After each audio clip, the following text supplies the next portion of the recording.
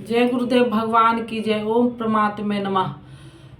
गुरु ब्रह्मा गुरु विष्णु गुरुदेवो महेश्वर, गुरु साक्षात ब्रह्म ब्रह्मा तस्मै श्री गुरुवे नमः। जय गुरुदेव भगवान की जय।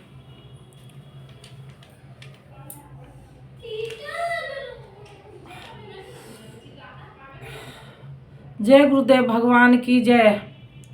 16वां श्लोक, पंचम अध्याय का 16वां श्लोक। जिसके अंतकरण का वह अज्ञान जिससे ज्ञान को ढक रखा था आत्म साक्षात्कार द्वारा नष्ट हो गया, और इस प्रकार जिसने ज्ञान को प्राप्त कर लिया है उसका वह ज्ञान सूर्य के सदृश उस परम तत्व परमात्मा को प्रकाशित करता है। तो क्या परमात्मा किसी अंधकार का नाम है? नहीं, वह तो परम प्रकाश रूप दिन रात परम प्रकाश रूप है तो, किंतु हमारे उपभोग के लिए तो नहीं है, दिखाई तो नहीं देता। जब ज्ञान द्वारा ज्ञान का आवरण हट जाता है तो उसका वह ज्ञान सूर्य के सदृश परमात्मा को अपने प्रवाहित कर लेता है। फिर उस पुरुष के लिए कहीं अंधकार नहीं रह जाता। उस ज्ञान का स्वरूप क्या है? जब उस परम तत्व परमात्मा के अनुरूप बुद्धि हो, तत्व के अनुरूप प्रवाहित मन को परम तत्व परमात्मा में एक ही भाव से उसकी रहनी हो और उसी के परायण हो, इसी का नाम ज्ञान है। ज्ञान कोई बकवास या बहस नहीं है। इस ज्ञान द्वारा पाप रहित हुआ पुरुष पूर्ण रागम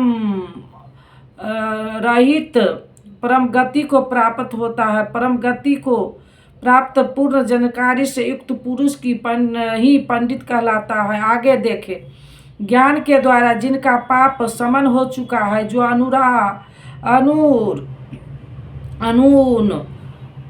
रावर्ती परम गति को प्राप्त हैं, ऐसे ज्ञानी जन विद्या विनय युक्त ब्राह्मण तथा चंडाल में गाय और कुत्ते में तथा हाथी में समान दृष्टि वाले होते हैं। उनकी दृष्टि में विद्या विनय युक्त ब्राह्मण न तो कोई विशेषता रखता है और न चंडाल कोई हीनता रखता है, न गाय धर्म है, न कुत्ता अधर्म है और न हाथी विशलता ही रखता है। ऐसे पंडित ज्ञाता जन समदर्शी और समवर्ती होते हैं।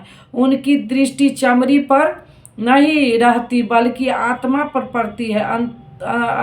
अंतर केवल इतना ही है, विद्या विनय संपन्न स्वरूप समीप है और शेष कुछ पीछे है। कोई एक मंजिल आगे है तो कोई पिछले पड़ाव पर। शरीर तो वस्त्र है, उनकी दृष्टि वस्त्र को महत्व नहीं देती, अपितु उनके हृदय में स्थिर आत्मा पर पड़ती है, इसलिए वे कोई भेद नहीं रखते। श्री कृष्ण ने प्राप्त गौ सेवा की थी। इन्हें गाय के प्रति गौरवपूर्ण शब्द कहना चाहिए था, किंतु उन्होंने ऐसा कुछ भी नहीं कहा। श्री कृष्ण ने गाय को धर्म में कोई स्थान नहीं दिया। उन्होंने केवल इतना माना कि अन्य जीवन आत्माओं की तरह इसमें भी आत्मा है। गाय का आर्थिक महत्व जो भी हो, उसका धार्मिक वर्ती लोगों की धार्मिक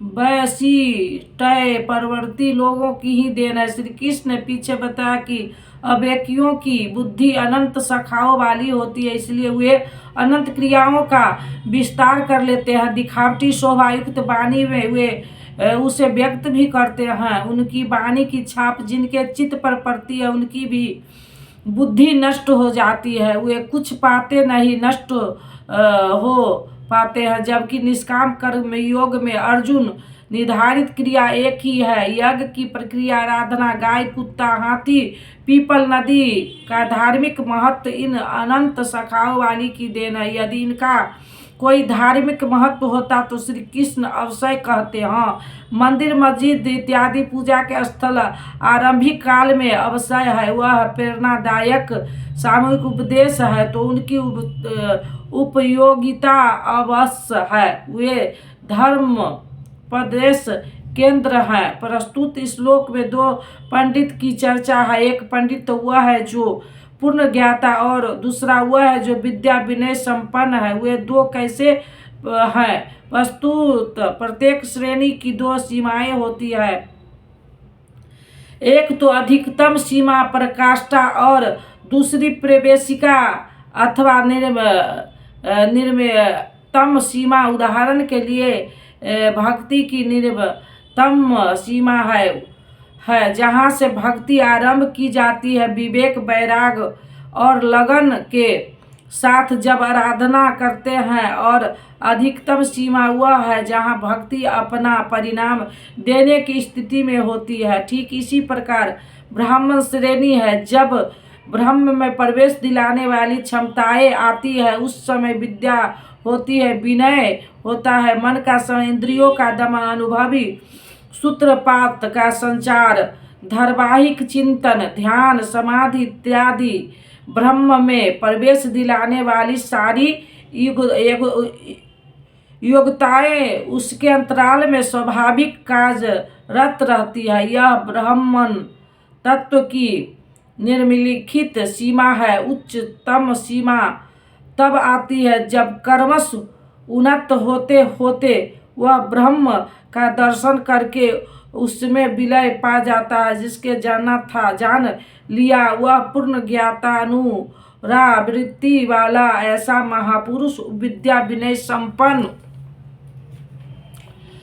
ब्राह्मण, चंडाल, कुत्ता, हाथी, गाय सब पर समान दृष्टि वाला होता है, क्योंकि उसकी दृष्टि हृदय स्थिति आत्म स्वरूप पर पड़ती है। ऐसे महापुरुष को परम गति में क्या मिलता है और कैसे, इस पर प्रकाश डालते हुए योगेश्वर श्री कृष्ण बताते हैं। उन पुरुषों द्वारा जीवित अवस्था में ही संपूर्ण संसार जीत लिया गया जिनका मन समतब में स्थिर है। मन के समतब का संसार जीतने से क्या संबंध? संसार मिट ही गया तो वह पुरुष रहा कहाँ? श्री कृष्ण कहते हैं निर्दोष ही सम ब्रह्मा, वह ब्रह्म निर्दोष और सम है। इधर उसका मन भी निर्दोष और सम स्थिति वाला हो गया है, इसलिए वह ब्रह्मा में स्थिर हो जाता है। इसी का नाम अनुरावर्ती परम गति है। यह सब मिलती है जब संसार रूपी शत्रु जीतने में आ जाए। संसार कब जीतने में आता है? जब मन का निरोध हो जाए, समतब में प्रवेश पा जाए, क्योंकि मन का प्रसार ही जगत है। जब वह ब्रह्म में स्थिर हो जाता है तब ब्रह्म विदित का लक्षण क्या है उसकी रहनी स्पष्ट करते हैं। उसका कोई प्रिय अप्रिय होता नहीं, इसलिए उसे लोग प्रिय समझते हैं। उसे पाकर वह हर्षित नहीं होता, और जिसे लोग अप्रिय समझते हैं, जैसा धर्मालंबिक चिन्ह लगाते हैं, उसे पाकर वह उद्गेनवान नहीं होता है। ऐसा स्थिर बुद्धि, असमुढ़, संशय रहित, ब्रह्म से युक्त ब्रह्मवेता ब्राह्मणी स्थिति प्रांत पर ब्रह्म में सदैव स्थिर है। बाहर संसार के विषय भोग में आसक्त पुरुष अंतर आत्मा में स्थिर जो सुख है उस सुख को प्राप्त होता है। वह पुरुष ब्रह्म परमात्मा के साथ मिलन से युक्त आत्मा वाला है, इसलिए अक्षर आनंद का अनुभव करता है, जिस आनंद का कभी क्षय नहीं होता। इस आनंद का उपभोग कौन कर सकता है? जो ब्रह्म के विषय भोग में आसक्त है। जो क्या भोग बाधक है? भगवान श्री कृष्ण कहते हैं केवल तचवा ही नहीं, सभी इंद्रियां स्पर्श करती है। देखना आँख का है स्पर्श, सुनना कान का है स्पर्श। इस प्रकार इंद्रियों और विषय को संयोग से उत्पन्न होने वाली सभी भोग यद्यपि भोगने में प्रिय प्रतीत होते हैं, किंतु निसंदेह ये सब दुखालय नैन दुखद योनियों के ही कारण है, वे भोग ही योनि के कारण है। इतना ही नहीं, वे भोग पैदा होते और मिटने वाले हैं, नाशवान है। इसलिए कौन्तेय विवेकी पुरुष उसमें नहीं फंसते। इंद्रियों के इन स्पर्शों में रहता क्या है? काम, क्रोध, राग, दोष।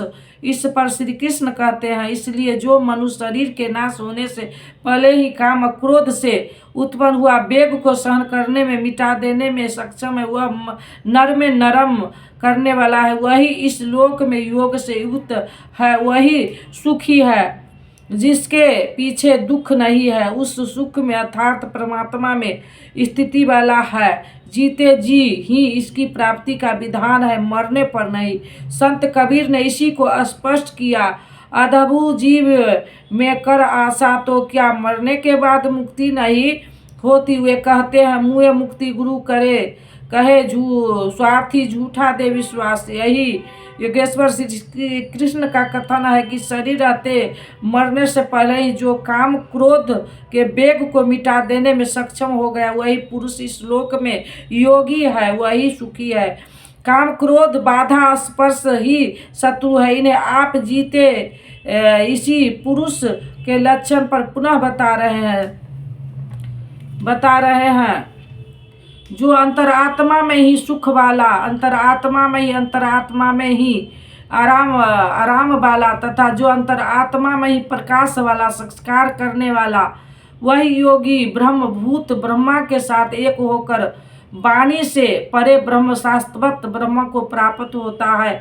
अर्थात पहले विकारों का काम, क्रोध का अंत, फिर दर्शन, फिर प्रवेश, आगे देखे।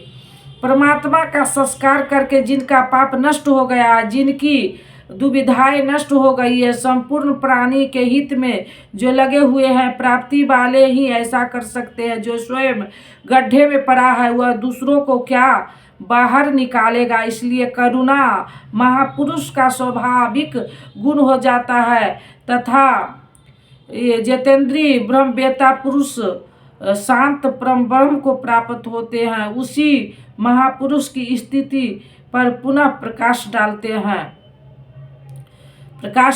हैं। काम, क्रोध से रहित जीते हुए चित्त वाले परमात्मा का संस्कार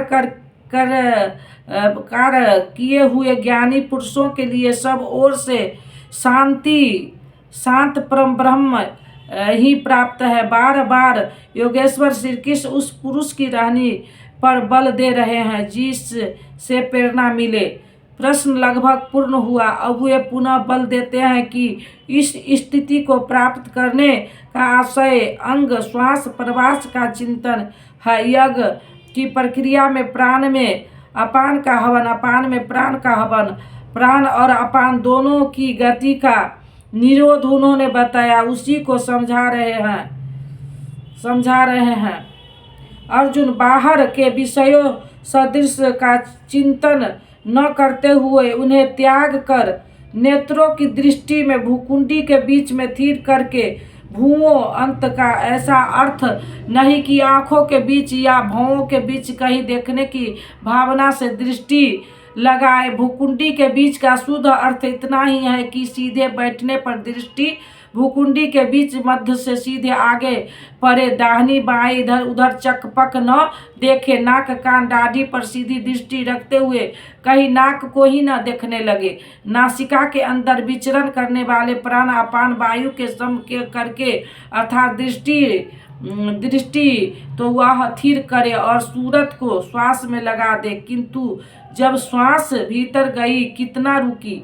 लगभग आधा सेकंड रुकी है। प्रयास करके न रोके। कब श्वास बाहर निकली, कितनी देर तक बाहर रही, कहने की आवश्यकता नहीं कि श्वास में उठने वाली नाम ध्वनि सुनाई पड़ती रहे। इस प्रकार श्वास प्रवास पर जब सूरत टिक जाएगी तो धीरे धीरे श्वास अचल स्थिर ठहर जाएगी, सम हो जाएगी। न भीतर से संकल्प उठेंगे और न बाहर संकल्प। अंदर टकराव कर पाएगा। बाहर के भोगों का चिंतन तो बाहर ही त्याग दिया गया था, भीतर भी संकल्प नहीं जागृत हो गए। सूरत एकदम खड़ी हो जाती है, तेल धारावत, तेल की धारा पानी की तरह टप टप नहीं गिरती, जब गिरेगी धारा ही गिरेगी। इसी प्रकार प्राणापान की गति एकदम समथिर करके इंद्रियों, मन और बुद्धि को जिसने जीत लिया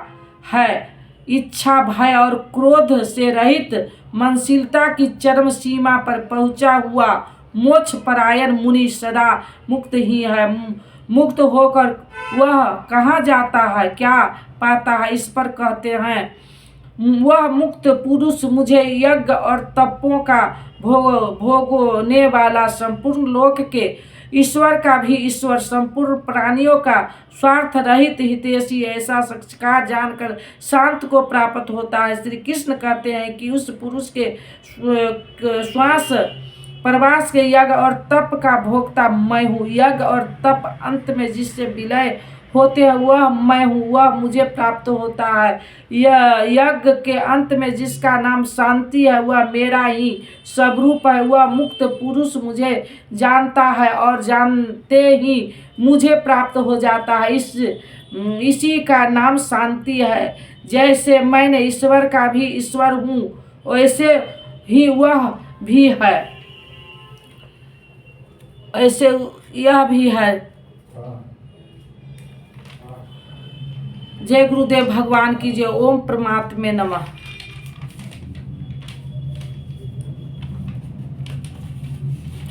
अब दे दो गीता ज्ञान मिटे अज्ञान, गुरु जी हमारे, हम आए शरण तुम्हारे। बालकपन खेलन में खोया, जौवन निंद्रा में तू सोया। भय वृद्धि तो हो गई जर्जर का तो हमारे, हम आए शरण तुम्हारे। भय वृद्धि तो हो गई जर्जर का तो हमारे, हम आए शरण तुम्हारे।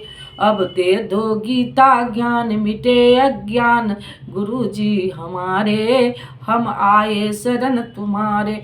सुत मात पिता बांधव दारा, नस्वर संबंध है ए सारा।